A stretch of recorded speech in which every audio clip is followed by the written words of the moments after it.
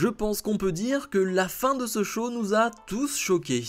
Bonjour à toutes et à tous, on se retrouve aujourd'hui pour les résultats de NXT du 9 janvier 2024. Et on ne perd pas une seule seconde avec Nikita Lyons face à Blair Davenport. Les deux se frappent déjà depuis quelques minutes, elles se sont attaquées déjà dans le parking de NXT, l'endroit le plus dangereux du monde, et on va avoir un combat de 5-6 minutes entre les deux. Et ce combat me pose encore un problème. J'ai beau défendre Nikita Lyons quant à son utilisation, parce que finalement elle est critiquée, trop critiquée par rapport à ce qu'elle est réellement, c'est-à-dire une femme qui est dans la mid-card féminine. Mais Nikita, va falloir faire mieux, va falloir nous montrer plus de choses, parce que ça fait quand même un petit moment que tu es à NXT. Oui, certes, tu as eu ta blessure, mais quand même, j'attends des améliorations, et je ne les vois pas. Et là, je vais devenir un peu plus sévère quand je vois ce type de match-là. Pourquoi ? Parce que en soi, c'est un match qu'elle a déjà fait, et qui n'est pas horrible. Le problème, c'est que c'est un match où elle met en danger son adversaire. Si vous avez en tête une prise, moi je l'ai bien en tête, c'est le moment où Nikita Lyons va porter cette souplex à Blair Davenport, alors que Blair Davenport n'est absolument pas prête pour porter cette souplex. Elle va la porter dans cette excitation, j'ai envie de dire, avec trop d'excitation, et elle n'a absolument pas du tout à la porter cette souplex, ce qui fait que Blair Davenport atterrit un peu sur le crâne. L'arbitre va directement aller checker Blair Davenport pour voir si ça va. Mais voilà, c'est ce genre de choses que je n'aime pas. Autant tu ne fais pas d'amélioration sur le ring, autant tu ne vois pas d'amélioration technique. Ok, mais en plus si tu commences à être un peu dangereuse, attention. Blair Davenport va s'en prendre aux jambes de Nikita Lyons et va remporter ce match. On imagine que l'histoire entre les deux n'est pas terminée, mais premier avertissement pour Nikita Lyons. Premier tour du tournoi Dusty Rhodes Tag Team classique. On retrouve Baron Corbin, Bron Breakker face à Gallus, accompagné de Joe Coffey. Il va falloir en parler de Joe Coffey, de sa tenue, son imperméable vert. Il est horrible, vraiment horrible. Et ça fait déjà plusieurs semaines, moi, qu'il l'a. Et là, vraiment, ça m'a choqué à quel point il était horrible, cet imperméable. Mais bref, on a un combat de 10 minutes entre ces deux équipes et qui est très divertissant. Je trouve que c'est un très bon combat par équipe. Ce qui est intéressant, c'est la dynamique entre le duo Baron Corbin-Bron Breakker qui finalement ne s'entendent pas vraiment sur le papier. Ça a déjà été le cas dans ce genre de tournoi. Des équipes qui, sur le papier, des duos qui ne s'entendent pas et qui finalement a pour un but commun, redevenir champion, avoir des ceintures, eh bien arrive à s'entendre. C'est un peu le cas pour Corbin et Breakker, et ça donne un super combat. Évidemment, le combat est encore plus intéressant quand Breakker va faire son hot tag, et là le public est debout parce que c'est une boule d'énergie, Bron Breakker, et dès qu'il est sur le ring et qu'il va à 2000 à l'heure, c'est hyper impressionnant. Et finalement, les deux vont bien s'entendre sur le ring. On n'a pas vraiment de problème de cohésion, on n'a pas réellement de travail d'équipe, c'est-à-dire qu'on n'a pas des prises portées à deux ou quoi que ce soit, mais les deux s'entendent très bien, et les deux vont porter leur finish pour terminer le combat. C'est Corbin qui fait le tombé gagnant, et donc victoire de Breakker et Corbin qui passent au prochain tour. Plutôt logique, on s'y attendait, mais ce serait pas étonnant de retrouver cette équipe en finale de ce tournoi, et j'ai hâte de suivre leur évolution. La championne NXT, Lyra Valkyria, arrive sur le ring et prend le micro. Valkyria dit qu'elle est confiante de terminer l'année 2024 comme notre championne. Au sujet de Blair Davenport, elle sait qu'elle n'ira pas très loin, mais maintenant, il faut savoir qui elle va affronter à NXT Vengeance Day dans 4 semaines. On va le savoir la semaine prochaine car elle a discuté avec Ava et nous aurons une battle royale de 20 catcheuses la semaine prochaine pour déterminer sa prochaine challengeuse. Lorsqu'il restera 4 participantes, le match sera un fatal 4-way match et la gagnante ira l'affronter. Finalement, Lola Vice et Elektra Lopez vont arriver. Vice dit que Valkyria s'est fait sauver par son ami Tatum Paxley la semaine dernière, ce qui fait en sorte qu'elle a toujours le contrat et peut l'encaisser quand elle le veut. Lyra dit qu'elle comprend, Vice le répète assez souvent. Vice est venue ici avec un parcours de MMA comme si elle allait bouleverser la division, mais Vice ne fait que parler de ses plans. Elle n'est pas ici pour regarder Vice se bouger les fesses sur Instagram, elle est ici pour affronter Vice, la combattante MMA. Des gens aiment Vice et d'autres non, mais tout le monde est d'accord sur le fait de vouloir ce combat. Vice dit que les gens suivent chacun de ses gestes comme des moutons, ils aiment sa Latina hit. Valkyria demande où elle est sa hit, car l'énergie vient seulement d'Elektra Lopez qui a dirigé la Legado del Fantasma. Alors, est-ce qu'elles vont l'utiliser pour un match de titre par équipe, ce contrat? Valkyria demande un arbitre pour rendre la décision plus facile et le faire maintenant.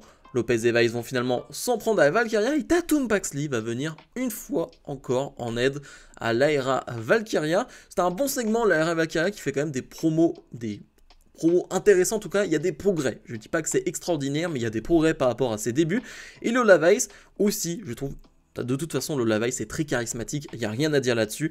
Et clairement, avec les progrès qu'elle est en train de faire sur les derniers mois, et j'imagine les progrès qu'elle va faire dans les prochains mois, ça va être très dangereux pour les prochaines semaines, les prochains mois. Lola Weiss, et surtout ce combat entre Lola Weiss et l'Aera Valkyria, je l'attends vraiment beaucoup. Josh Briggs fait face à Oro Mensah. Briggs qui veut clairement à nouveau une chance pour le titre, l'Heritage Cup de Noam Dar, et qui n'a pas gagné cette Heritage Cup à cause d'une seule personne, Oro Mensah, et c'est pour ça qu'il le combat ce soir. Un combat de 3 minutes, pas grand chose à en retirer de ce combat. C'est d'ailleurs dommage ce qu'on fait d'Oro Mensah, qui est plutôt une blague dans métaphore, et qui finalement ne combat pas assez, et qui, lorsqu'il combat dans des combats assez courts, alors que vraiment il a du talent, et j'aimerais le voir un peu plus souvent en action. Donc combat très court, malgré les énormes interventions de métaphore, Josh Briggs va l'emporter. Et oui, on peut clairement l'imaginer avoir un rematch pour cette Heritage Cup de Noam Dar dans les prochaines semaines. Tony D'Angelo et Stax défendent leur titre de champion par équipe face à OTM, un combat de 8-9 minutes, et c'était un bon combat par équipe. Là aussi, j'ai apprécié. J'aime pas vraiment l'utilisation de Tony D'Angelo et Stax en ce moment, c'est-à-dire qu'on les voit dans pas mal de segments backstage, des vidéos, mais c'est vrai qu'on les voit très peu sur le ring, et leur règne de champion NXT est pas terrible, alors que dès que je les vois sur le ring, je prends beaucoup de plaisir. Je trouve que c'est une équipe hyper complémentaire, qui vraiment fait de gros progrès sur le ring, avec Tony D'Angelo qui est la brute, qui est capable d'enchaîner les souplexes, et c'est ce que je dis depuis le début, Tony D'Angelo a trouvé son style avec ses souplexes, ses enchaînements, qu'il fait à merveille. C'est une brute, il est puissant, il est massif, j'adore ça. Et finalement, celui qui va voltiger suite aux projections de Tony D'Angelo, c'est Stax, et ça fonctionne très bien. Et de l'autre côté, OTM, c'est très sympa aussi, même si j'avoue que l'ajout de Reggie en tant que General Manager, je suis pas hyper chaud depuis des mois et des mois maintenant, mais dans le sens où un manager, ok, mais Reggie, je suis pas hyper convaincu, mais en tout cas, sur le ring, ça fait le boulot. Et finalement, cette fin de match, Scripps va vouloir intervenir, parce que je l'appelle Reggie, mais c'est bien Scripps, et on a donc Adriana Rizzo, qui est, on va dire, une sœur, on va dire, de Tony D'Angelo, qui fait partie de la famille, qui est incrustée, ajoutée dans cette famille depuis maintenant quelques semaines, qui va finalement empêcher Scripps de sauter sur Tony D'Angelo et Stax, et Scripps va sauter sur Price, si je dis pas de bêtises. Finalement, donc, Tony D'Angelo et Stax vont réussir à prendre le dessus et à remporter ce combat. On peut noter donc cet ajout d'Adriana Rizzo qui va rapporter quelque chose, une touche féminine donc à ce clan. Ça peut être sympa aussi à voir, à suivre. Mais ce qui est sûr, c'est que sur le ring, dès qu'on les voit, Tony D'Angelo et Stax sur un ring, c'est toujours aussi divertissant et j'aimerais les voir un peu plus en action. Cora Jade fait face à Gigi Dolin, un combat de 4-5 minutes. Et j'en aurais demandé un peu plus de ce combat parce que j'ai trouvé ça bien, mais allez, 2-3 minutes en plus, ça m'aurait pas dérangé. Cora Jade qui fait pas un retour tonitruant, qui fait pas un retour exceptionnel, mais qui fait un retour correct dans cette division féminine. Là, je trouve que c'était son meilleur match depuis son retour. Je trouve qu'il était vraiment bien en 1 contre 1 face à Gigi Dolin, qui est souvent critiqué par sa lenteur. Là, j'ai trouvé ça vraiment bien. Et le final, encore une fois, Cora Jade, je trouve sur les finishes de match.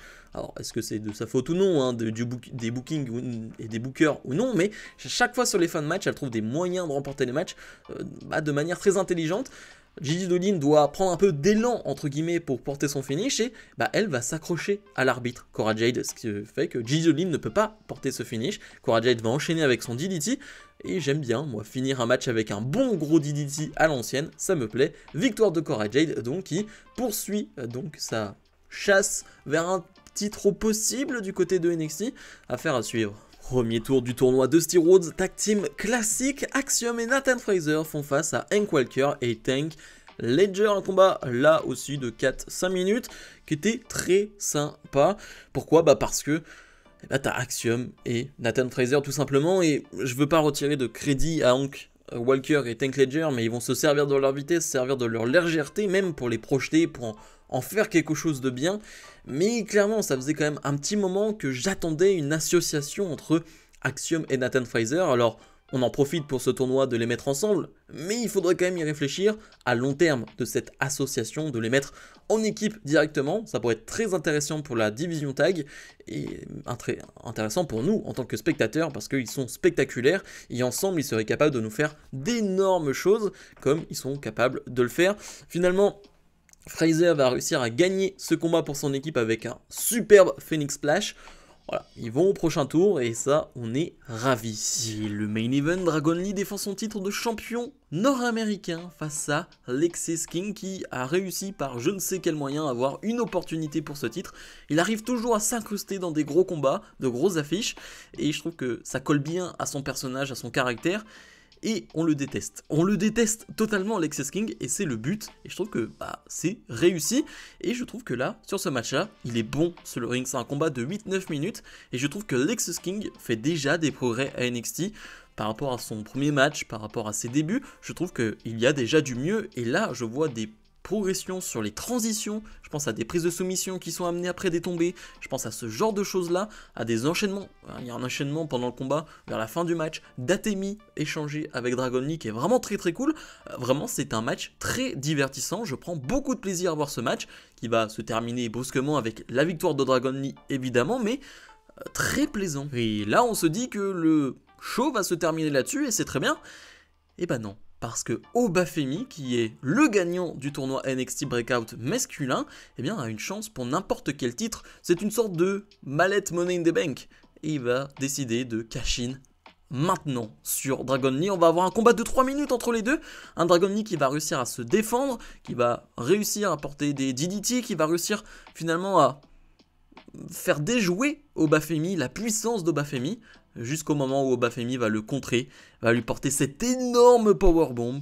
1, 2, 3. Victoire d'Obafemi qui devient le nouveau champion nord-américain de NXT. Waouh, gros choc. Ça vous montre à quel point on a confiance en Obafemi du côté de NXT. Ça vous montre à quel point on croit en son potentiel, on croit à ce qu'il est capable de faire sur un ring. Et j'en parlais déjà la semaine dernière. J'en ai parlé dans ma vidéo où je parlais des futurs superstars intéressantes à suivre en 2024. Je parlais d'Obafemi.